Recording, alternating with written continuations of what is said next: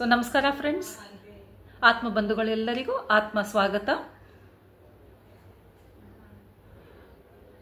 ಧ್ಯಾನದ ಸಂಜೆ ಅದ್ಭುತವಾದ ಜ್ಞಾನವನ್ನು ಪಡಿತಾ ಇದ್ದೇವೆ.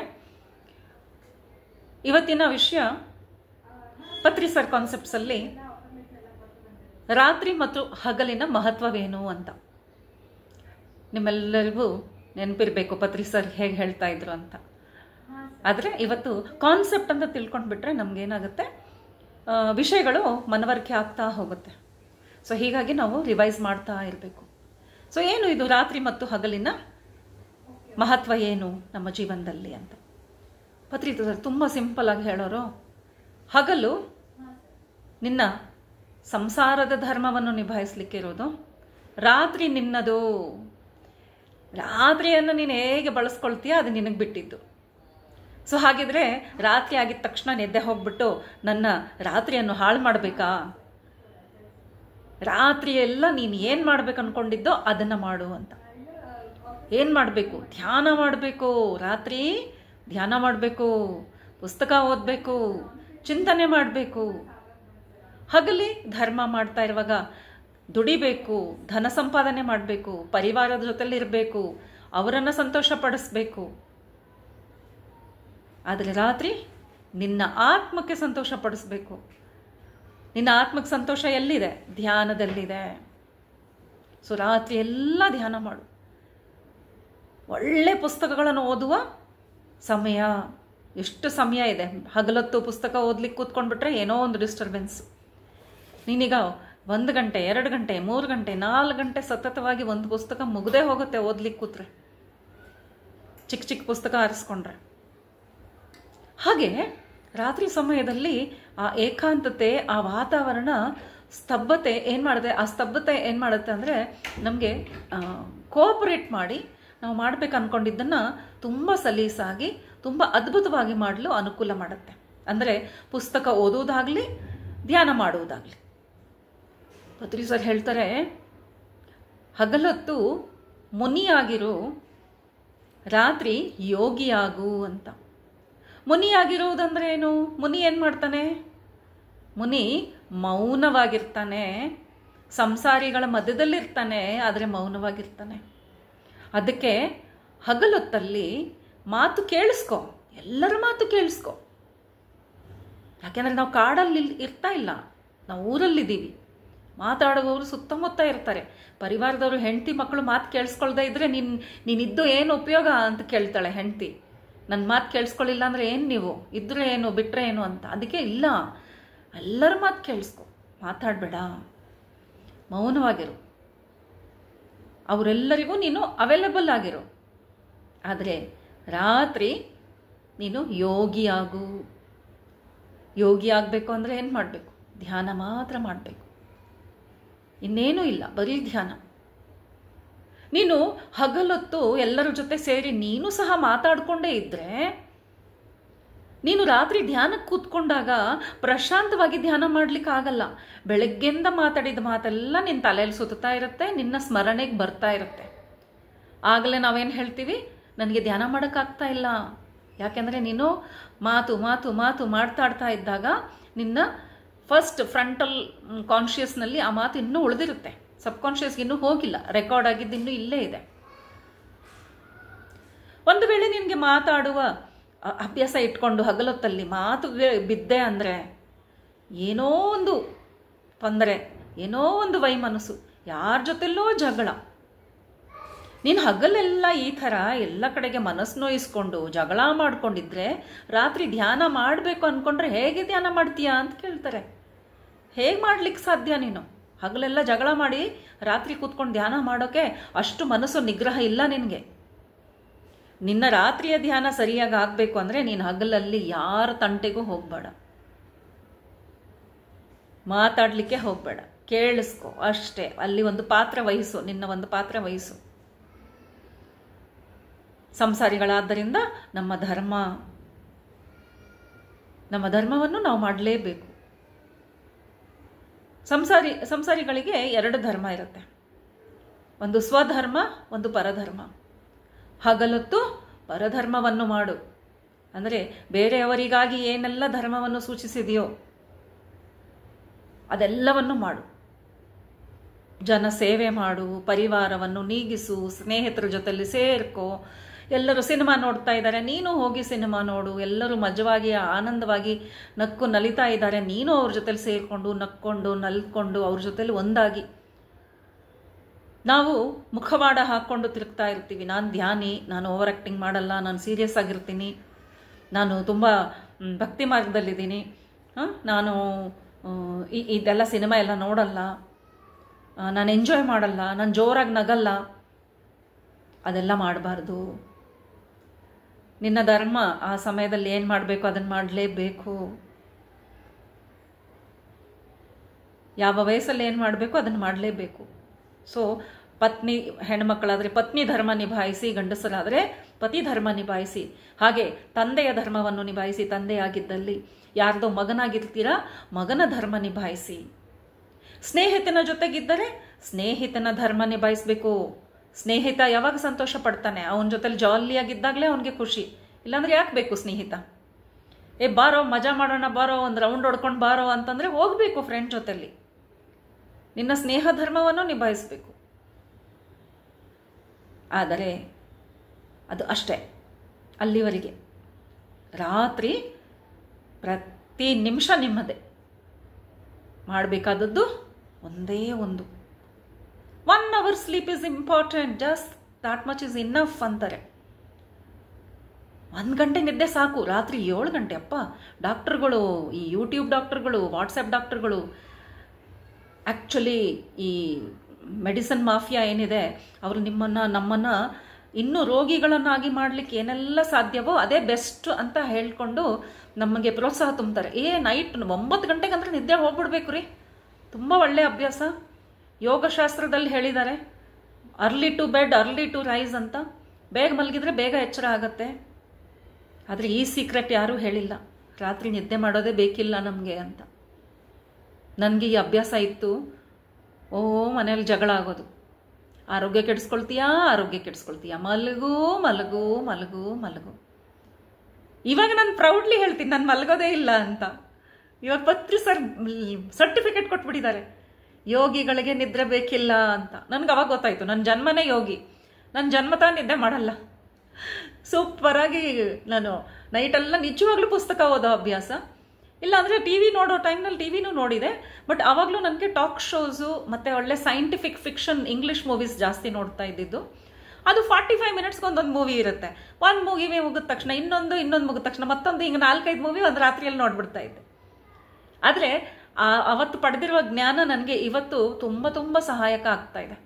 ಯಾಕೆ ನನಗೆ ಥರ್ಡ್ ಐ ಎಕ್ಸ್ಪೀರಿಯನ್ಸಸ್ ಏನೆಲ್ಲ ಆಗಿದೆಯೋ ನೋಡಿಕೊಂಡ್ರೆ, ಇದಕ್ಕೂ ಮುಂಚೆನೇ ನನಗೆ ಅದೆಲ್ಲ ಸಬ್ಜೆಕ್ಟ್ ಎಕ್ಸ್ಪೋಸ್ ಆಗಿದೆ. ಈ ಸ್ಪೇಸ್ ಶಿಪ್ ಅನ್ನಿ, ಏಲಿಯನ್ಸ್ ಅನ್ನಿ, ಧ್ಯಾನದಲ್ಲಿ ನನಗೆ ಕಂಡಿದ್ದೆ ಇವೆಲ್ಲ ಮೊದಲು. ಆದರೆ ತುಂಬ ಖುಷಿ ಆಯಿತು. ಏನಂದರೆ ಮಾಸ್ಟರ್ಸ್ ನನ್ನನ್ನು ಆಲ್ರೆಡಿ ಕ್ವಶನ್ ಪೇಪರ್ ಲೀಕ್ ಮಾಡ್ದಂಗೆ ಎಲ್ಲ ವಿಷಯವನ್ನು ಆಲ್ರೆಡಿ ನನಗೆ ತಿಳಿಸ್ತಾ ಬಂದಿದ್ರು.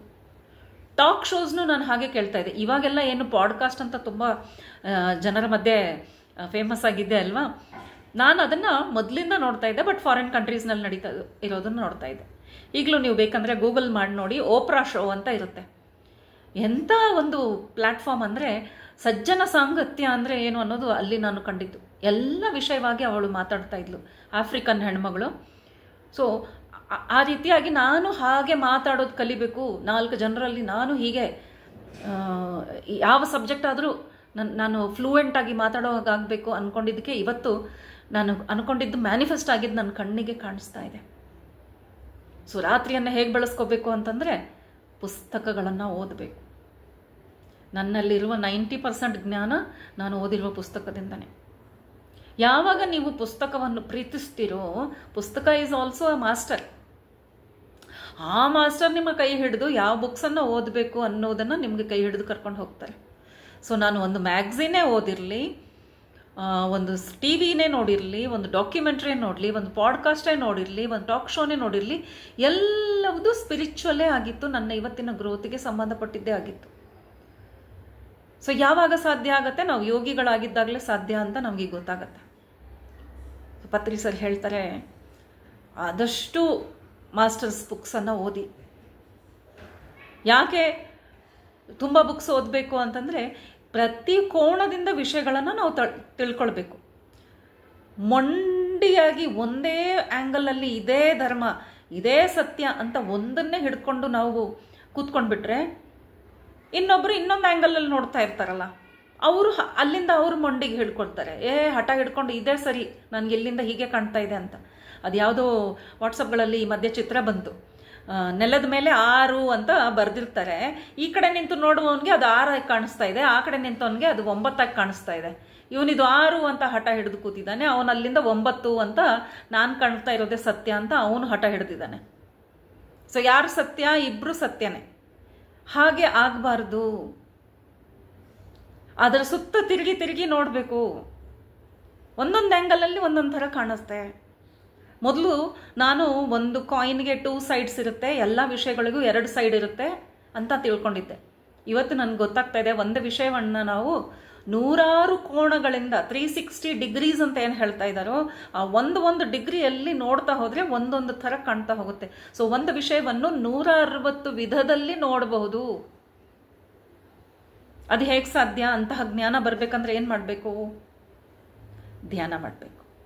ಪತ್ರಿ ಸರ್ ಹೇಳ್ತಾರೆ, ಯಾರು ರಾತ್ರಿಯನ್ನು ಈ ರೀತಿಯಾಗಿ ಉಪಯೋಗ ಮಾಡ್ತಾರೆ ಅವನು ಧ್ಯಾನ ಮಾಡ್ತಾನೆ, ಅವನು ಪುಸ್ತಕ ಓದ್ತಾನೆ, ಅವನು ಯೋಗಿ ಆಗ್ತಾನೆ, ಅವನು ಜ್ಞಾನಿ ಆಗ್ತಾನೆ, ಅವನಲ್ಲಿ ಬೆಳಕು ತುಂಬುತ್ತೆ. He will become a light being. ಆ ಬೆಳಕು ತುಂಬಿದಾಗ ಅವನ ಜೀವನ ಸಾರ್ಥಕ. ಸೊ ಹಗಲಲ್ಲಿ ಇವನ್ ನಮ್ಮ ಫಿಸಿಕಲ್ ಬಾಡಿನಲ್ಲಿ ಕೆಲವು ಚೇಂಜಸ್ ಆಗುತ್ತೆ. ಇವತ್ತಿನ ಡಾಕ್ಟರ್ ಹೇಳೋದು ನೈಟಲ್ಲಿ ಏನೂ ಆಗಲ್ಲ, ಹೀಗಾಗಿ ಬಾಡಿಗೆ ರೆಸ್ಟ್ ಕೊಡಿ, ಆಯಾ parts of the body rest ಕೊಡದೇ ಇದ್ದರೆ ಅದು ಸರಿಯಾಗಿ ಕೆಲಸ ಮಾಡಲ್ಲ ಅಂತ. ಅದು ಯಾರಿಗೆ ಅನ್ವಯಿಸುತ್ತೆ? ಯಾರು ನೈಟಲ್ಲಿ ಎದ್ದು ಕೂತು ಬೇಡವಾದದನ್ನು ನೋಡ್ತಾ, ಸಮಯ ನೋಡದೆ ಆಹಾರ ಸೇವನೆ ಮಾಡ್ತಾ, ಏನಾದರೂ ಚಿಪ್ಸ್ ತಿನ್ಕೊಂಡೇ ಇರ್ತಾರೆ, ಕೋಕ್ ಕುಡಿತಾನೆ ಇರ್ತಾರೆ, ನೈಟ್ ಎಚ್ಚರ ಇದ್ದವರು ಸಿನಿಮಾ ನೋಡ್ತಾರೆ ಅಲ್ವಾ, ಆಮೇಲೆ ಹಾಗೆ ಹಾಸಿಗೆಯಲ್ಲಿ ಉರುಳಾಡಿಕೊಂಡು ಇರ್ತಾರೆ, ಅದು ಹಾನಿಕಾರಕ. ಈಗ ನನ್ನ ಮಾತು ಕೇಳಿಬಿಟ್ಟು ಮಕ್ಕಳೆಲ್ಲ ಖುಷಿಯಾಗ್ಬಿಡ್ತಾರೇನೋ, ನೈಟೆಲ್ಲ ನಿದ್ದೆ ಮಾಡಲಿಲ್ಲ ಅಂದರೆ ಒಳ್ಳೇದಂತ ಇದ್ದಾರೆ ಮೇಡಮ್ ನೋಡಿ ಅಂತ ಈ ವಿಡಿಯೋ ತೊಗೊಂಡೋಗಿ ನಿಮ್ಮ ಪೇರೆಂಟ್ಸ್ಗೆ ತೋರಿಸ್ಬೋದು. ಆದರೆ ಅದಕ್ಕೆ ಮತ್ತೊಂದು ಮಾತು ಸೇರಿಸ್ತಾ ಇದ್ದೀನಿ. ಯಾವ ರೀತಿಯಾಗಿ ಎಚ್ಚರ ಇರಬೇಕು? ಎಚ್ಚರ ಇದ್ದು ಪಾರ್ಟಿಗಳಿಗೆ ಹೋದೆ, ರಾತ್ರಿ 1 ಗಂಟೆವರೆಗೆ ಪಬ್ಬಲ್ಲಿ ತಿರುಗಿ ಬಂದೆ, ಬೈಕ್ ಹಾಕೊಂಡು ರೋಡ್ ಮೇಲೆ ತಿರುಗಿದೆ, ಆ ಥರ ಎಚ್ಚರ ಇರೋದಲ್ಲ. ಧ್ಯಾನ ಮಾಡೋದಕ್ಕಾಗಿ ಎಚ್ಚರ ಇರೋದು, ಪುಸ್ತಕ ಓದುವುದಕ್ಕಾಗಿ ಎಚ್ಚರ ಇರೋದು, ನನ್ನ ಸಲುವಾಗಿ ನಾನು ಎಚ್ಚರ ಇರುವುದು, ನನಗಾಗಿ ನಾನು ಮಾಡುವ ಸಮಯನೇ ರಾತ್ರಿಯ ಸಮಯ. ಹಾಗೆಯೇ ಈ ಶರೀರದ ವಿಷಯಕ್ಕೆ ಬಂದಾಗ ನಿಜ, ಶರೀರದಲ್ಲಿ ಕೆಲವು ಹಾರ್ಮೋನ್ಸು ರಾತ್ರಿ ಸಮಯದಲ್ಲಿ ಆಕ್ಟಿವೇಟ್ ಆಗುತ್ತೆ. ಆ ಸಮಯದಲ್ಲಿ ನಾವು ರೆಸ್ಟ್ ಮೋಡಲ್ಲಿ ಇರಬೇಕು. ರೆಸ್ಟ್ ಮಾಡದೇ ಇದ್ದರೆ ಅದಕ್ಕೆ ಗೊತ್ತಾಗಲ್ವಂತೆ ಸರಿಯಾಗಿ ಹಾರ್ಮೋನ್ ರಿಲೀಸ್ ಮಾಡೋದು. ಆದರೆ ನಾವು ಧ್ಯಾನ ಸ್ಥಿತಿಯಲ್ಲಿದ್ದರೆ ಅದು ರೆಸ್ಟ್ಗಿಂತ ಇನ್ನೂ ಹೆಚ್ಚಿಂದಲ್ವಾ. ಸ್ಲೀಪಿಂಗ್, ಮಲಗಿರುವ ಸ್ಥಿತಿಯಲ್ಲಿರುವ ರೆಸ್ಟೇ ಬೇರೆ. ಧ್ಯಾನದಲ್ಲಿ ನಮ್ಮ ಶರೀರಕ್ಕೆ ಮನಸ್ಸಿಗೆ ಆಗುವ ಒಂದು ಸ್ತಬ್ಧತೆ ಏನಾಗುತ್ತೆ, ಅಲ್ಲಿ 0 ಸ್ಟೇಟಲ್ಲಿ ಇದ್ದಾಗ ಎಂಥ ಡಿಸ್ಟರ್ಬೆನ್ಸು. ಸೊ ಶರೀರದಲ್ಲಿ ಆಗಬೇಕಾಗದ್ದು ನಡೀತಾನೆ ಇರುತ್ತೆ. ಸೊ ಯಾವ ರೀತಿಯ ತೊಂದರೆ ಖಂಡಿತವಾಗ್ಲೂ ಇಲ್ಲ. Only if you are meditating at night or reading good books, ಆಗ ಮಾತ್ರನೇ ನಿಮಗೆ ಒಳ್ಳೆಯದು. ಸೊ ಮಾತನ್ನು ಪೂರ್ತಿಯಾಗಿ ತಿಳ್ಕೊಂಡೇ ನಾವು ಫಾಲೋ ಮಾಡೋಣ. ಅನಾವಶ್ಯಕವಾಗಿ ಏನೋ ಹೇಳ್ಬಿಟ್ರು ರಾತ್ರಿ ಎಚ್ಚರ ಇರೋದು ಒಳ್ಳೆಯದು ಅಂತೆಲ್ಲ ಅದನ್ನು ಡಿಸೈಡ್ ಮಾಡ್ಕೊಂಡು ಕೂತ್ಕೊಳ್ಬೇಡಿ. ಬಟ್ ಅಭ್ಯಾಸ ಮಾಡ್ತಾ ಇದ್ದರೆ ಆ ಒಂದು ಅಭ್ಯಾಸ ಆಗುತ್ತೆ. ಯಾವುದು? ಬೇಗ ಮಲಗಬೇಕು ಅನ್ನೋ ಅಭ್ಯಾಸ ಬಿಡಬೇಕಾಗತ್ತೆ. ಈಗ ಆಲ್ರೆಡಿ ಅಭ್ಯಾಸ ಆಗಿಬಿಟ್ಟಿದೆ. ಕ್ರಮೇಣ ಬುಕ್ ಹಿಡ್ಕೊಂಡು ಕೂತ್ಕೊಳ್ಳಿ. ಕೆಲವೊಬ್ರು ಹೇಳಿದರು ನನಗೆ ಈ ಮಾತು ಹೇಳಿದಾಗ, ಮೇಡಮ್ ಬುಕ್ ಹಿಡ್ಕೊಂಡ್ರೆ ಇನ್ನೂ ಬೇಗ ನಿದ್ದೆ ಬರುತ್ತೆ ನಮಗೆ ಅಂತ. ಪೂರ್ತಿ ಇನ್ನೂ ಓದೇ ಇರಲ್ಲ, ಒಂದೇ ಪೇಜಿಗೆ ನಿದ್ದೆ ಬರುತ್ತೆ, ಹೆಂಗೆ ಇದು ಅಂತ. ಯಾಕೆ ಅಂದರೆ ಶರೀರಕ್ಕೆ ಒಂದೇ ಮಾತು ಗೊತ್ತು. ಏನು ಗೊತ್ತಾ? ಯಾವಾಗ ಈ ಶರೀರ ರಿಲ್ಯಾಕ್ಸ್ ಆಗುತ್ತೋ ಆ್ಯಕ್ಚುಲಿ ಈ ಶರೀರ ಹೇಳ್ತಾ ಇದೆ ನಿದ್ದೆ ಹೋಗು. ಹುಟ್ಟಿದಾಗಿಂದ ಇದೊಂದನ್ನೇ ಹೇಳ್ಕೊಟ್ಟಿದ್ದೀವಿ, ರಿಲ್ಯಾಕ್ಸ್ ಇರೋ ಬಾಡಿ ಅಂದರೆ ಕಣ್ಮುಚ್ಕೊಂಡಿರೋ, ನಿದ್ದೆಗೆ ಜಾರಿ ಬಿಡು. ಸೊ ಎಷ್ಟೋ ವರ್ಷದ ಪ್ರೋಗ್ರಾಮಿಂಗ್ ಆಗಿದೆ ಅಲ್ವಾ ಈ ಶರೀರ. ಅದಕ್ಕೆ ಈಗ ಬುದ್ಧಿ ಕಲಿಸ್ಬೇಕಲ್ಲ, ಸ್ವಲ್ಪ ಸಮಯ ತೊಗೊಳ್ಬೋದು, ನೋ ಪ್ರಾಬ್ಲಮ್. ಡೈಲಿ ಅಭ್ಯಾಸ ಮಾಡ್ಕೊಳ್ಳಿ. ಇಲ್ಲ 9 ಗಂಟೆಗೆ ನಿದ್ದೆ ಮಾಡೋ ಅಭ್ಯಾಸ ಇದೆ ಅಂದರೆ ನಿದ್ದೆ ಮಾಡಿಬಿಡಿ. 9 o'clock ನಿದ್ದೆ ಮಾಡಿ, 10:30, 11ಗೆ ಎದ್ದು ಬಿಡಿ. ನಾನು ಅಷ್ಟೇ ದಣಿವಾದಾಗ ಸಮ್ಟೈಮ್ಸ್ 7 ಗಂಟೆಗೆ ನನ್ನ ಡಿನ್ನರ್ ಆಗಿಬಿಡುತ್ತೆ. ತುಂಬ ಒಂದೊಂದು ಸರ್ತಿ ದಣಿವಾಗಿ, ಎಸ್ಪೆಷಲಿ ಈಗ ಮೊಬೈಲು ಲ್ಯಾಪ್ಟಾಪ್ ನಾನು 4 ಇಟ್ಕೊಂಡು ನೋಡ್ತಾ ಇರ್ತೀನಿ, ಕಣ್ಣಿಗೆ ತುಂಬ ಸ್ಟ್ರೈನ್ ಆಗ್ತಾ ಇದೆ. ಮತ್ತು ಟ್ರಾವೆಲ್ ಮಾಡ್ತಾ ಇರ್ತೀನಿ. ಈಗ ನಾನು ಕೆಮಿಕಲ್ಸ್ ಸ್ವಲ್ಪ ಕಡಿಮೆ ಯೂಸ್ ಮಾಡೋದು ಅಭ್ಯಾಸ ಮಾಡ್ಕೊಳ್ಳೋದ್ರಿಂದ ಸ್ವಲ್ಪ ಕೆಮಿಕಲ್ಸ್ ಯೂಸ್ ಮಾಡಿದರೂ ನನಗೆ ಕಣ್ಣು ಉರಿ ಬಂದ್ಬಿಡುತ್ತೆ. ಸೊ ಆವಾಗ ನನಗೆ ಕಣ್ಣು ಮುಚ್ಚಲೇಬೇಕು ಅನಿಸಿದಾಗ 8 ಗಂಟೆಗೂ ನಾನು ನಿದ್ದೆ ಹೋಗ್ಬಿಡ್ತೀನಿ. 8ಕ್ಕೆ ನಿದ್ದೆ ಹೋದರೆ ಖಂಡಿತವಾಗ್ಲೂ 10 ಗಂಟೆ ಕಣ್ಣು ಬಿಟ್ಕೊಳ್ಳುತ್ತೆ. ಬಿಕಾಸ್ ನನಗೆ 2 ಗಂಟೆ 3 ಗಂಟೆ ನಿದ್ದೆನೇ ಅಭ್ಯಾಸ. ಸೊ 10-10:30 ಎದ್ದ ಮೇಲೆ ನಾನು ಸೋಫಾ ಮೇಲೆ ಬಂದು ಕೂತ್ಕೊಂಡು ನನ್ನ ಕೆಲಸ ಏನಿದೆ ನಾನು ಮಾಡ್ಕೊಂಡು ಹೋಗ್ತೀನಿ. ಬುಕ್ ರೀಡಿಂಗ್ ಆಗಲಿ, ನಾನು ಯೂಟ್ಯೂಬ್ನಲ್ಲಿ ಮಾಡ್ಕೊಳ್ಳೋ ಕೆಲಸಗಳಾಗಲಿ, ಜೊತೆಗೆ ಧ್ಯಾನ ಅಂತಂದರೆ ಧ್ಯಾನನೂ ಅದು ಮೂಡ್ ಮೇಲೆ ಹೋಗುತ್ತೆ ನಂದು. ಏನು ಮಾಡಬೇಕು ಅನ್ನೋದು ಅದು ಫಿಕ್ಸ್ಡ್ ಇಲ್ಲ. ಖಂಡಿತವಾಗ್ಲೂ ನಿಮ್ಮ ಆರೋಗ್ಯಕ್ಕೆ ತೊಂದರೆ ಬರಲ್ಲ. ಇದು ಸ್ಟೂಡೆಂಟ್ಸ್ಗೆ ಈ ಅಭ್ಯಾಸ ಆದರೆ ಎಷ್ಟು ಒಳ್ಳೆಯದು ಹೇಳಿ. ಅವ್ರಿಗೆ ಓದ್ಕೊಳ್ಳೋಕ್ಕೆ ಸಮಯ ಇಲ್ಲ ಅಂತ ಹೇಳ್ತಾ ಇದ್ದಾರೆ. ಯಾಕಿಲ್ಲ ಸಮಯ? ನೈಟೆಲ್ಲ ಮಲಗ್ತಾ ಇದ್ದೀವಲ್ಲ, ಮಲಗೋದ್ಬಿಟ್ಟು ಅವಾಗ ಓದ್ಕೊಂಡ್ರೆ ಆಗ ನಿದ್ದೆ ಬರ್ದಿರೋ ಹಾಗೆ ಓದ್ಕೊಳ್ಬೇಕಲ್ಲ. ಇಲ್ಲಾಂದರೆ ಕಾಲೇಜ್ಗೆ ಹೋಗಿ ಸ್ಕೂಲ್ಗೆ ಹೋಗಿ ನಿದ್ದೆ ಮಾಡಿದರೆ. ಸೊ ಧ್ಯಾನ ಮಾಡಿ. ನಮ್ಮೆಲ್ಲರಿಗೂ ಗೊತ್ತು 1 ಗಂಟೆಯ ನಿದ್ರೆ, 1 ಗಂಟೆಯ ಧ್ಯಾನ = 3 ಗಂಟೆಯ ನಿದ್ರೆ. ಆಯ್ತಲ್ಲ, 2 hours ಧ್ಯಾನ ಮಾಡಿದರೆ ನಿಮಗೆ ನಿದ್ದೆ ಆಗಬೇಕಾಗತ್ತೆ. IITians ನೋಡಿದ್ದೀರಾ? IIT ಎಕ್ಸಾಮ್ಸ್ ಬರೆಯೋರು, ಕಾಂಪಿಟೇಟಿವ್ ಎಕ್ಸಾಮ್ಸ್ ಬರೆಯೋರು ಪಾಪ ರೀ, ನಿದ್ದೆನೇ ಮಾಡಲ್ಲ. ಇವಾಗಲೇ ನನಗೆ ಗೊತ್ತಾಗಿದ್ದು, ಚೈನಾದಲ್ಲಿ ಆ ಥರದೇ ಒಂದು ಎಕ್ಸಾಮ್ ಇದೆ ಅಂತೆ. ವಾರಾನುಗಟ್ಲೆ ಓದ್ತಾರೆ. ಅವ್ರು ಓದೋದು ನೋಡಿಬಿಟ್ರೆ ಹುಚ್ಚಾಸ್ಪತ್ರೆನ ಇದು ಅನ್ನೋ ಥರ ಇರುತ್ತೆ. ಹೀಗೆ ಪಕ್ಕದಲ್ಲಿ 1000 ಜನ ನಿಂತಿರ್ತಾರೆ ಒಂದು ಹಾಲಲ್ಲಿ. ನಿಂತ್ಕೊಂಡು ಓದ್ಬೇಕಂತೆ, ಕೂತ್ಕೊಂಡ್ರೆ ನಿದ್ದೆ ಬಂದ್ಬಿಡುತ್ತೆ ಅಂತ ಕೈಯಲ್ಲಿ ಪುಸ್ತಕ ಹಿಡ್ಕೊಂಡು ಗಟ್ಟಿಯಾಗಿ ಹೇಳ್ಕೊಂಡು, ಅವನ ಪಕ್ಕದಲ್ಲಿದ್ದವನು ಅವನ ಪಾಡಿಗೆ ಅವ್ನು ಗಟ್ಟಿಯಾಗಿ ಹೇಳ್ತಾ ಇದ್ದಾನೆ, ಇವನ ಪಾಡಿಗೆ ಇವನು ಗಟ್ಟಿಯಾಗಿ ಹೇಳ್ತಾ ಇದ್ದಾನೆ. ನೈಟೆಲ್ಲ ನಿದ್ದೆ ಮಾಡಬಾರ್ದು. ಊಟ ಮಾಡಿದರೆ ಮತ್ತೆ ಟಾಯ್ಲೆಟ್ಗೆ ಹೋಗ್ಬೇಕಾಗತ್ತೆ ಅಂತ ಊಟನೂ ಮಾಡಲ್ವಂತೆ. ಊಟ ಮಾಡದೇ ಇದ್ರೆ ಶಕ್ತಿ ಬರಲ್ಲ ಅಂತ ಕೂತಲ್ಲೇ ಅವ್ರಿಗೆ ಡ್ರಿಪ್ಸ್ ಹಾಕ್ಕೊಂಡು ಕೂತ್ಕೊಂಡು ಬುಕ್ಸಲ್ಲಿ ಓದೋದು ಮಾಡ್ತಾ ಇದ್ದಾರೆ. ಇದೆಲ್ಲ ಬೇಕಾ? ಇಷ್ಟು ಸುಲಭ ಉಪಾಯ ಇದ್ದಾಗ ನಾವಿದರ ಚರ್ಚೆ ಮಾಡಿ 4 ಜನಗಳಿಗೆ ಹೇಳ್ತಾ ವಿಶ್ವದಾದ್ಯಂತ ನಾವು ಈ ಮಾತನ್ನು ಪತ್ರಿಸರ್. ಕಾನ್ಸೆಪ್ಟ್ಸ್ ಹೆಂಗಿದೆ ಅಂತಂದರೆ, ಆ ಕಾನ್ಸೆಪ್ಟ್ಸನ್ನು ಫಾಲೋ ಮಾಡಿಬಿಟ್ರೆ ನಿಮ್ಮಲ್ಲಿ ಅದ್ಭುತವಾದ ಒಂದು ಚೈತನ್ಯ, ಒಂದು ಶಕ್ತಿ ಬರುತ್ತೆ. ಯಾರಿಗೆ ಅದು? ನನಗೆ ನಿಮಗೆ ಅಲ್ಲ. ನಾನು ಏನು ಮಾಡ್ತೀನಿ, ಮನೆಯಲ್ಲಿ ಕೂತ್ಕೊಂಡು 4 ಪುಸ್ತಕ ಓದ್ತೀನಿ, 1-2 ವಿಡಿಯೋಗಳು ಮಾಡ್ತೀನಿ. ಸ್ಟೂಡೆಂಟ್ಗೆ ಈ ಸೀಕ್ರೆಟ್ ಗೊತ್ತಾಯಿತು ಅಂದರೆ ಎಷ್ಟು ಚೆನ್ನಾಗಿರುತ್ತೆ. ಅವರು ಸಾಧನೆ ಮಾಡಬೇಕಾದದ್ದು ಎಷ್ಟೊಂದಿದೆ. ಅವ್ರಿಗೆ ಬೇಕಾಗಿರುವ ಬ್ರಹ್ಮಾಸ್ತ್ರ ಧ್ಯಾನ. ಹಾಗೆ ಧ್ಯಾನದ ಜೊತೆಗೆ ಧ್ಯಾನ ಮಾಡೋರು 1000 ಕೋಟಿ ಜನ ಇದ್ದಾರೆ. 1000 ವಿಧವಾದ ಧ್ಯಾನಗಳಿವೆ. ಆದರೆ ನಮಗೆ ಉಪಯೋಗ, ಇವತ್ತಿನ ಕಾಲದಲ್ಲಿ ನಮಗೆ ಉಪಯೋಗ ಆಗುವ ಧ್ಯಾನದ ಪದ್ಧತಿಯನ್ನು ನಾವು ನೋಡ್ಕೊಳ್ಬೇಕು. ನಾವು ಸನ್ಯಾಸಿಗಳಲ್ಲ, ನಾವು ಸಂಸಾರಿಗಳು. ನಾವು ಹಿಮಾಲಯದಲ್ಲಿ ಕೂತ್ಕೊಂಡು ಧ್ಯಾನ ಮಾಡ್ತಾ ಇಲ್ಲ. ನಮ್ಮ ಉದ್ದೇಶ ಹಿಮಾಲಯದಲ್ಲಿ ಕೂತ್ಕೊಂಡು ಧ್ಯಾನ ಮಾಡುವವರ ಉದ್ದೇಶ ಬೇರೆ ಇದೆ. ನಮ್ಮ ಉದ್ದೇಶ ಅದಾಗಿಲ್ಲ.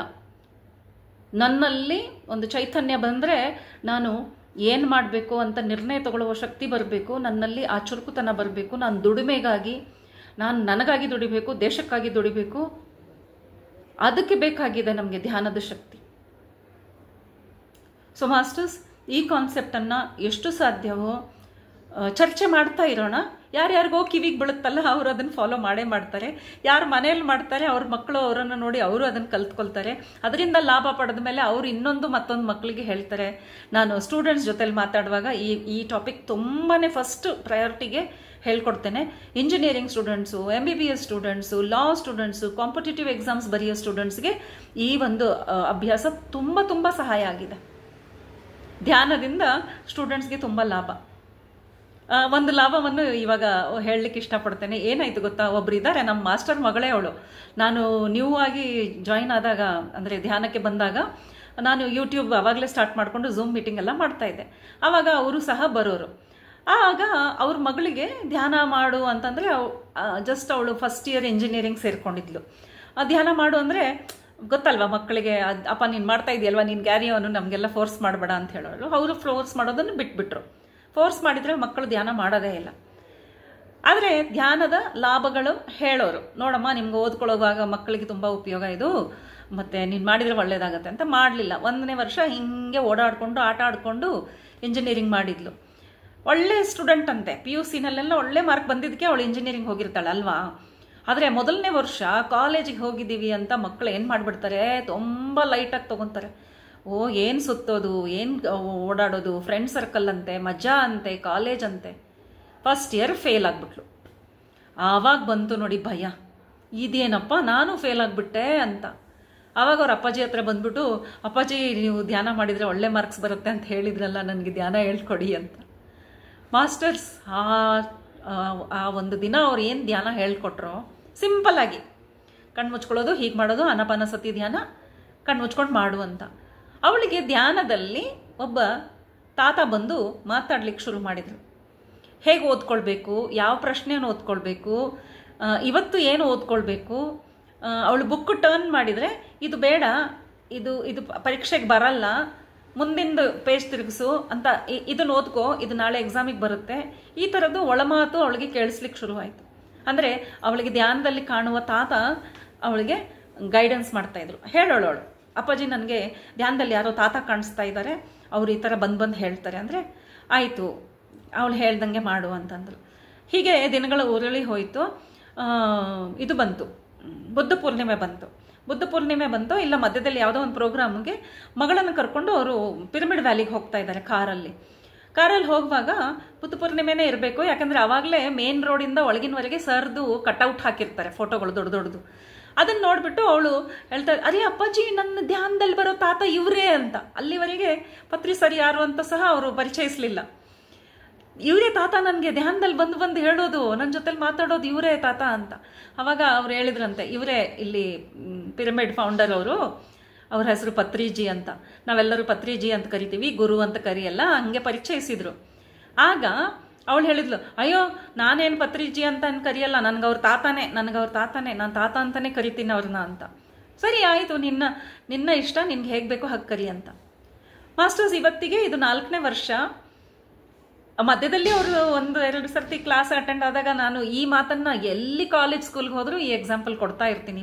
ಬಿಕಾಸ್ ಮಕ್ಕಳಿಗೆ ಸತ್ಯ ವಚನಗಳನ್ನ ಹೇಳಬೇಕು, ಸತ್ಯ ಸಂಘಟನೆಗಳನ್ನ ಹೇಳಬೇಕು, ಸತ್ಯ ಎಕ್ಸ್ಪೀರಿಯನ್ಸಸ್ನ ಹೇಳಬೇಕು. ನಾನು ಬರೀ ಧ್ಯಾನ ಮಾಡಿದರೆ ಒಳ್ಳೇದಾಗತ್ತೆ ಅಂತಂದರೆ ಮಕ್ಕಳು ವಿಶ್ವಾಸ ಮಾಡಲ್ಲ ಅಲ್ವಾ, ಯಾರಿಗಾಗಿದೆ ಅವ್ರದ್ದು ಹೇಳಬೇಕು. ಹೀಗಾಗಿ ನಾನು ನನ್ನ ಅನುಭವಗಳೇ ಜಾಸ್ತಿಯಾಗಿ ಹೇಳ್ಕೊಳ್ತಾ ಇರ್ತೇನೆ. ಸೊ ಆ ಹುಡುಗಿದು ಒಂದು ಸರ್ತಿ ಆ ಸರ್ ಕ್ಲಾಸಲ್ಲಿ ಜಾಯ್ನ್ ಆದಾಗ, ಮೇಡಮ್ ಈ ಮಧ್ಯೆ ಅವಳು ತುಂಬಾ ಧ್ಯಾನ ಮಾಡ್ತಾಳೆ, ಪತ್ರಿ ಸರಿ ಅವಳಿಗೆ ಧ್ಯಾನದಲ್ಲಿ ಹೇಳ್ತಾರಂತೆ, ನಿನಗೆ ಇದು ಎಕ್ಸಾಮ್ ಬಂದಿದೆ ತಾತ, ನನಗೆ ಹೆಲ್ಪ್ ಮಾಡು ಆನ್ಸರ್ ಓದ್ಕೊಳ್ಳೋಕೆ ಅಂತ ಹೇಳಿದರೆ ಪತ್ರಿ ಸರ್ ಹೇಳ್ತಾರಂದ್ರೆ, ಇವತ್ತು ನೀನು 4 hours ಧ್ಯಾನ ಮಾಡಿದರೆ ನಾನು ನಿನ್ಗೆ ಓದಿದ್ದೆಲ್ಲ ನೆನ್ಪುಳಿಯೋ ಹಾಗೆ ಮಾಡ್ತೀನಿ ಅಂತ. ಅಯ್ಯೋ ಇದಕ್ಕಿಂತನ ಅಂತ ಹೇಳ್ಬಿಟ್ಟು ಅವಳು 4 hours ಧ್ಯಾನ ಮಾಡ್ತಾಳಂತೆ. ಆಗ ಅವಳಿಗೆ ಎಕ್ಸಾಕ್ಟ್ಲಿ ಬುಕ್ ತೊಗೊಂಡು ಕೂತ್ಕೊಂಡ್ರೆ ಪರೀಕ್ಷೆಯಲ್ಲಿ ಯಾವ ಪ್ರಶ್ನೆ ಬರುತ್ತೋ ಅದು ಅವ್ರು ತೋರಿಸ್ತಾರೆ, ಅವಳು ಅದನ್ನು ಓದ್ಕೊಂಡು ಹೋಗ್ತಾಳೆ, ಎಕ್ಸಾಕ್ಟ್ಲಿ ಅದೇ ಪ್ರಶ್ನೆ ಬರುತ್ತೆ, ಅವಳು ಬರೀತಾಳಂತೆ. ಒಂದು ಸಲ ಏನಾಯಿತು ಅಂದರೆ, ಪರೀಕ್ಷೆ ಬರೀವಾಗ ಕ್ವಶನ್ ಏನೋ ಗೊತ್ತಿತ್ತು ಇದು ಬರುತ್ತೆ ಅಂತ, ಆದರೆ ಆನ್ಸರ್ ಬರೀಲಿಕ್ಕೆ ಗೊತ್ತಾಗ್ತಾ ಇಲ್ವಂತೆ. ಕಂಠಸ್ಥ ಮಾಡಿಲ್ಲ, ಇದು ಬರುತ್ತೆ ಅಂತ ಗೊತ್ತಾದ್ಮೇಲೆ ಒಂದ್ಸಲ ಓದ್ಕೊಂಡಿದ್ದಾಳೆ, ಬಿಟ್ಟಿದ್ದಾಳೆ. ಅದು ನೆನಪಾಗ್ತಾ ಇಲ್ಲ, ಹೇಗೆ ಬರಿಬೇಕು ಅಂತ ತೋಚ್ತಾ ಇಲ್ಲ ಅವಳಿಗೆ. ಆಗ ಮತ್ತೆ ಧ್ಯಾನದಲ್ಲಿ ಅಲ್ಲೇ ಎಕ್ಸಾಮ್ನಲ್ಲೇ ಧ್ಯಾನಕ್ಕೆ ಕೂತ್ಕೊಂಡ್ಬಿಟ್ಟು, ತಾತ ನೀನೇನೋ ಓದ್ಕೊ ಅಂದೆ, ನಾನು ಓದಿದ್ದು ನಂಗೆ ನೆನಪಾಗ್ತಾ ಇಲ್ಲ, ನಾನು ಇವಾಗ ಏನು ಮಾಡಲಿ ಅಂತಂದರೆ, ನಾನು ಬರಿತೀನಿ ಇರು, ನಿನಗೆ ಹೆಲ್ಪ್ ಮಾಡ್ತೀನಿ ಅಂತ ಹೇಳಿದ್ರಂತೆ ತಾತ. ನೀನು ಪೆನ್ ಹಿಡ್ಕೊಂಡು ಬರೆಯೋಕ್ಕೆ ಶುರು ಮಾಡು, ನಾನು ನಿನ್ನ ಕೈ ಹಿಡಿದು ನಾನು ಬರಿತೀನಿ ಅಂತ ಹೇಳ್ಬಿಟ್ಟು ಅವಳು ಕೈ ಹಿಡಿದು ತಾತಾನೇ ಬರೆಯೋಕ್ಕೆ ಶುರು ಮಾಡಿದ್ರಂತೆ ಆನ್ಸರು. ಇದು ಹಳೆಯ ಕತೆಗಳಲ್ಲ ಫ್ರೆಂಡ್ಸ್, ಇವತ್ತಿನ ಕತೆನೇ ಇದು, ಈಗ 2 ವರ್ಷದ ಹಿಂದಿನ ಕತೆ. ಅವಳು ಪೆನ್ ಹಿಡ್ಕೊಂಡು ಆನ್ಸರ್ ಬರಿತಾ ಇದ್ರೆ ನಾನ್ ಸ್ಟಾಪಾಗಿ ಕ್ವಶನ್ ಪೇಪರ್ ಸಾಲ್ವ್ ಮಾಡ್ಲಿಕ್ಕೆ ಶುರು ಮಾಡಿದ್ರಂತೆ. ಆಗ ಅಭ್ಯಾಸ ಇಲ್ವಲ್ಲ ಅಷ್ಟು ಫಾಸ್ಟಾಗಿ ಬರೆಯೋದು. ಪತ್ರಿ ಸರ್ ಎಷ್ಟು ಫಾಸ್ಟ್ ಮಾತಾಡ್ತಿದ್ರು ಅಂತ ನಮಗೆಲ್ಲ ಗೊತ್ತು, ಅಷ್ಟೇ ಫಾಸ್ಟಾಗಿ ಬರೆಯೋರು ಅವರು, ಗಿಚ್ ಹಾಕ್ಬಿಡ್ತಾ ಇದ್ರು. ಅಪ್ಪ ಕೈ ನೋಯ್ತಾ ಇದೆ, ನನಗೆ ಬರೀಲಿಕ್ಕೆ ಆಗ್ತಾ ಇಲ್ಲ, ಓ ನಿಧಾನ ಅಂತಂದರೆ ತಾತ ಹೇಳೋರಂತೆ, ನಿಧಾನ ಮಾಡಿದರೆ ನಾನು ಕೈ ಬಿಟ್ಬಿಡ್ತೀನಿ, ಆಮೇಲೆ ಆನ್ಸರ್ ನೀನೇ ಬರ್ಕೋಬೇಕು ನೋಡು ಅಂತ. ಅಯ್ಯೋ ಪರವಾಗಿಲ್ಲ, ನೀವು ಕೈ ನೋವಾದರೂ ಪರವಾಗಿಲ್ಲ, ನೀವೇ ಆನ್ಸರ್ ಮುಗಿಸಿ ಅಂತ ಹೇಳೋಳಂತೆ. ಇವತ್ತಿಗೂ ಅವಳಿಗೆ ಎಕ್ಸಾಮ್ನಲ್ಲಿ ಇದೇ ಥರ ತಾತ ಹೆಲ್ಪ್ ಮಾಡ್ತಾ ಇದ್ದಾರೆ. 97-98% ಮಾರ್ಕ್ಸ್ ಬರ್ತಾ ಇದೆ ಅವಳಿಗೆ. ಇವಾಗ ಫೈನಲ್ ಇಯರ್. ಮತ್ತೆ ಒಂದು ಸೆಷನ್ ಮಾಡುವಾಗ ಮತ್ತೆ ಈ ಚರ್ಚೆ ಆದಾಗ ಅವಳನ್ನೇ ಕರೆಸಿದ್ರು. ಅವಳ ಇದ್ದಾಗ ಕರೀತಾರೆ, ಸರೋಜ್ ಮ್ಯಾಮ್ ಮಾತಾಡ್ಬೇಕಂತ ಇದ್ದಾರೆ ಬಾಮ್ಮ ಅಂತ. ಆಗ ಅವ್ರು ಹೇಳಿದ ಇನ್ನೂ ವಿಷಯ, ಮತ್ತೆ ಮೊನ್ನೆ ನಮ್ಮ ಮನೆಗೂ ಬಂದರು ಅವರು, ಒಂದು 2-3 ತಿಂಗಳ ಹಿಂದೆ. ತುಂಬ ವಿಷಯಗಳನ್ನ ಹಂಚ್ಕೊಂಡ್ರು. ಸತತವಾಗಿ ಪತ್ರಿ ಸರ್ ಅವಳ ಜೊತೆಲೇ ಇರ್ತಾರಂತೆ. ಸತತವಾಗಿ ಅವಳ ಜೊತೆಲಿ ಮಾತಾಡ್ತಾ ಇರ್ತಾರೆ. ಈಗ ಯಾರು ಧ್ಯಾನ ಮಾಡಲ್ವೋ, ಯಾರು ಆಸ್ಟ್ರಲ್ ಬಾಡಿ ಇವೆಲ್ಲ ನಂಬಲ್ವೋ, ಅವ್ರಿಗೆ ಇದೆಲ್ಲ ಸುಳ್ಳು, ಹ್ಯಾಲ್ಯುಸಿನೇಷನ್ ಅಂತ ಅನಿಸ್ಬಹುದು. ಯಾಕೆಂದರೆ 2 ದಿನದ ಹಿಂದೆ ನಾನು ಒಬ್ಬ ಗುರುಗಳನ್ನ ಭೇಟಿಯಾದೆ. ಅವ್ರ ಜೊತೆ ನಂದು ಇದೇ ವಾದ ಆಗಿತ್ತು. ಅವರು ಈ ವಿಷಯಗಳನ್ನು ನಂಬಲ್ಲ. ಅವರು ಓನ್ಲಿ ವೇದ ಪುರಾಣಗಳಲ್ಲಿ ಯಾವ ವ್ಯಾಖ್ಯಾನಗಳಿದೆ ಅದನ್ನು ಮಾತ್ರ ನಂಬ್ತಾರಂತೆ. ಅವ್ರ ಗುರುಗಳು ಎಂತೆಂಥ ಮಹಾನ್ ಗುರುಗಳಿಗೆ ಆಸ್ಟ್ರಲ್ ಬಾಡಿ ಎಕ್ಸ್ಪೀರಿಯನ್ಸ್ ಆಗಿಲ್ಲ. ಸೊ ಯಾರಿಗೆ ಆಸ್ಟ್ರಲ್ ಬಾಡಿ ಎಕ್ಸ್ಪೀರಿಯನ್ಸ್ ಆಗ್ತಾ ಇದೆ, ಆ್ಯಕ್ಚುಲಿ ಇಟ್ ಈಸ್ ಅ ಹ್ಯಾಲ್ಯುಸಿನೇಷನ್ ಅಂತ ಅವ್ರ ವಾದ ಆಗಿತ್ತು. ನಾನು ಅವ್ರಿಗೆ ಪ್ರೂವ್ ಮಾಡೋ ಅವಶ್ಯಕತೆ ಇಲ್ಲ ಅಂತ ಹೆಚ್ಚಿನ ಮಾತಾಡಲಿಲ್ಲ. ಸೊ ಇವತ್ತು ಈ ವಿಡಿಯೋ ಯಾರ್ಯಾರು ಕೇಳ್ತಾ ಇದ್ದಾರೋ, ನೀವೇನು ಕಮೆಂಟ್ ಹಾಕ್ತಿರೋ ನಂಗೆ ಗೊತ್ತಿಲ್ಲ. ಆದರೆ ಇದು ನಮ್ಮ ಒಬ್ಬ ಧ್ಯಾನಿಯ ಮಗಳಿನ ಅನುಭವ, ಮತ್ತು ನನ್ನ ಜೊತೆಯಲ್ಲಿ ಪರ್ಸ್ನಲಿ ಮತ್ತು ಆನ್ಲೈನ್ ಮಾತಾಡಿದ್ದು. ಈವನ್ ನನ್ನ ವೀಡಿಯೋಸ್ನಲ್ಲಿ ಆ ಮಾತು ರೆಕಾರ್ಡ್ ಆಗಿದ್ದು ಇರುತ್ತೆ. ಖಂಡಿತವಾಗ್ಲೂ ನಾನು ಅದನ್ನು ನಿಮಗೆ ಹೇಳೋಕ್ಕೆ ಸಾಧ್ಯ ಇದೆ. ಸೊ ವಿಷಯಕ್ಕೆ ಬರೋಣ. ಈಗ ಏನಾಗ್ತಾ ಇದೆ ಅಂದರೆ, ಯಾವತ್ತೂ ತಾತ ಅವ್ರ ಜೊತೆಲೆ ಮಾತಾಡ್ತಾ ಇರ್ತಾರಂತೆ. ಅವಳ ರೂಮಲ್ಲಿ ಇದ್ರೇನೋ ತಾತ ಏನೇನೋ ವಿಷಯಗಳು, ಜ್ಞಾನದ ವಿಷಯಗಳನ್ನ ಹೇಳ್ತಾನೇ ಇರ್ತಾರಂತೆ. ನಮಗೆ ಕೇಳಿಸಲ್ವಲ್ಲ. ಆಗ ಅವಳು ಅಲ್ಲಿ ರೂಮ್ನಲ್ಲಿದ್ದಾಗ ಸಡನ್ನಾಗಿ ಅವ್ರ ಅಪ್ಪ ಆಗಲಿ ಮನೆಯವರಾಗಲಿ ಯಾರಾದರೂ ಹೋಗ್ಬಿಟ್ಟು ಅವಳ ಹೆಸರು ತಗೊಂಡು ಪುಟ ಅಂತ ಹೋಗ್ಬಿಟ್ರೆ ಅವಳು ಸನ್ನೆಯಿಂದ ಹೇಳ್ತಾಳಂತೆ, ಈ ತಾತ ಮಾತಾಡ್ತಾ ಇದ್ದಾರೆ, ಡಿಸ್ಟರ್ಬ್ ಮಾಡಬೇಡಿ ಅಂತ. ಸೊ ಅವರ ತಂಗಿನೂ ಇವಾಗ ಇಂಜಿನಿಯರಿಂಗ್ ಜಾಯಿನ್ ಆಗಿದ್ದಾಳೆ. ಅವಳಿಗೆ ಇದೆಲ್ಲ ವಿಷಯ ಗೊತ್ತಲ್ಲ. ಅವಳು ಹೇಳ್ತಾಳಂತೆ ಎಕ್ಸಾಮ್ ಬಂದ ತಕ್ಷಣ, ಅಕ್ಕ ತಾತನ್ಗೆ ಹೇಳ್ಬಿಟ್ಟು ನನಗೂ ಆನ್ಸರ್ ಬರೋ ಥರ ಮಾಡು, ನನಗೂ 90, 95, 98 ಮಾರ್ಕ್ಸ್ ಬೇಕು, ಅಷ್ಟು ನನಗೂ ಬರೋ ಹಾಗೆ ಹೇಳು ತಾತನಿಗೆ, ರಿಕ್ವೆಸ್ಟ್ ಮಾಡ್ಕೊ, ನಾನು ಏನು ಮಾಡಬೇಕು ಅಂತ. ಆಗ ತಾತ ಅವಳಿಗೆ ಆನ್ಸರ್ ಮಾಡ್ತಾರಂತೆ, ಅವಳಿಗೆ ಎಕ್ಸಾಮ್ ಪಾಸ್ ಮಾಡಬೇಕಾ, ಹಂಗಾದ್ರೆ ನಾನು ಹೇಳ್ದಂಗೆ ಮಾಡ್ತಾಳ ಕೇಳು ಅಂತ. ಹಾಂ ಸರಿ, ನಾನು ತಾತ ಏನು ಹೇಳ್ತಾರೆ ನಾನು ಅದನ್ನು ಮಾಡ್ತೀನಿ ಅಂತ. ಸೊ ಒಂದೊಂದು ಸಲ ಅವಳಿಗೆ ಹೇಳ್ತಾರಂತೆ 2 hours ಧ್ಯಾನ ಮಾಡು, ಒಂದು ಸಲ 4 hours ಧ್ಯಾನ ಮಾಡು, ನೀನು 4 hours ಮಾಡಿದರೆ ನಿಂಗೆ ಪಾಸ್ ಮಾಡ್ತೀನಿ ಅಂತ ಹೇಳ್ತಾರಂತೆ. ಅವಳು ಮಾಡ್ತಾಳೆ, ಅವಳು ಪಾಸ್ ಆಗ್ತಾಳೆ. ಅವಳಿಗೂ ಸಹ 98%, 97% ಆ ಥರ ಮಾರ್ಕ್ಸ್ ಬರುತ್ತಂತೆ. ಸೊ ಧ್ಯಾನದ ಶಕ್ತಿಯ ವಿಚಾರವಾಗಿ ಇಲ್ಲಿ ನಾವು ಈ ಚರ್ಚೆ ಮಾಡಬೇಕಾಗಿ ಬಂದಿದ್ದು. ಸೊ ಧ್ಯಾನನ ಮಾಡ್ತಾ ಇರಬೇಕು. ಕೆಲವೊಬ್ಬರು ಧ್ಯಾನಕ್ಕೆ ಪರಿಚಯ ಆದ ತಕ್ಷಣ ಕೇಳ್ತಾರೆ, ಯಾವಾಗ ಧ್ಯಾನ ಮಾಡಬೇಕು, ಎಷ್ಟೊತ್ತು ಧ್ಯಾನ ಮಾಡಬೇಕು ಅಂತ. ಯಾವಾಗ ನಾವು ಉಸಿರಾಡ್ತೇವೋ ಆವಾಗ ಧ್ಯಾನ ಮಾಡಬೇಕು. ಹೇಗಿದೆ ಅಂದರೆ ಯಾವತ್ತೂ ಧ್ಯಾನ ಮಾಡ್ತಾ ಇರಬೇಕು. ಸಂಸಾರಿಗಳೆಲ್ಲ ಸಂಸಾರದ ಧರ್ಮ ನಿಭಾಯಿಸುವಾಗ ಒಂದಿಷ್ಟು ಬಿಟ್ಬಿಟ್ರೆ ಬೇರೆ ಸಮಯ ಎಲ್ಲ ನಾವು ಧ್ಯಾನಕ್ಕೆ ಕೊಡಬೇಕು.